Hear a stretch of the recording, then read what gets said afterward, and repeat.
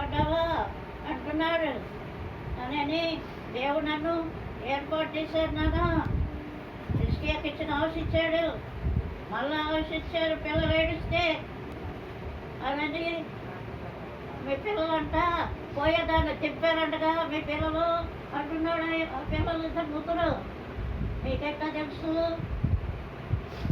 మా సంఘంలో కొంతమంది వస్తారులే మీ దగ్గరికి, మీ పుస్తకాలు తెచ్చిస్తారు ఫాదర్కి. ఆయనకి ద్వేషం అసూయ పుట్టింది నీ మీద. బైబిల్లో ఒక మాట ఉంది, నేను పుట్టినవాడు నా తనుగుడు పుట్టినవాడు అవుతాడు ఆనందబాబు బైబిల్లో అని చెప్పి ఏడ్చారు.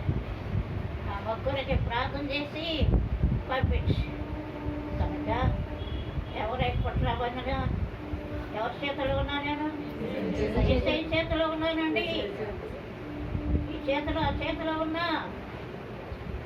తెల్లవారుజామున చెప్తున్నాడు, అమ్మా నీకు తోడుగా ఉన్నా నేను,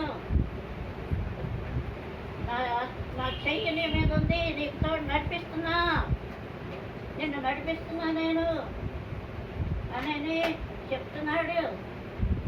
కనుక దేవుని చేతిలో ఉన్నా. నేను ఎవరి చేతిలో లేను, ఎవరిని అడుక్కోవట్లేదు, ఎవరికి దేహాన్ని మొదలుపెట్టుకోవట్లే. మనిషి వైపు కాదు నా చూపు, దేవుని వైపు నా చూపు. ఆయన నా తండ్రి నన్ను వృద్ధాప్య వరకు ఎందుకు నిలబెడుతున్నాడు? ఆయన పని చేయటానికి, ఆయన పని చేయటానికి నాన్న అని చెప్పి నా తండ్రిని నేను నమ్ముకున్నా. ఆయన పాదాల దగ్గర ఉన్నా. నా యవన కాలం నుంచి ఈ వృద్ధాప్య వరకు నన్ను నడిపిస్తుంది ఆయన. ఆయన ఆత్మ ఇచ్చి నడిపిస్తుంది ఆయన, వరాలు ఇచ్చి నడిపిస్తుంది ఆయన. మనుషులు ఎవరు కాదే,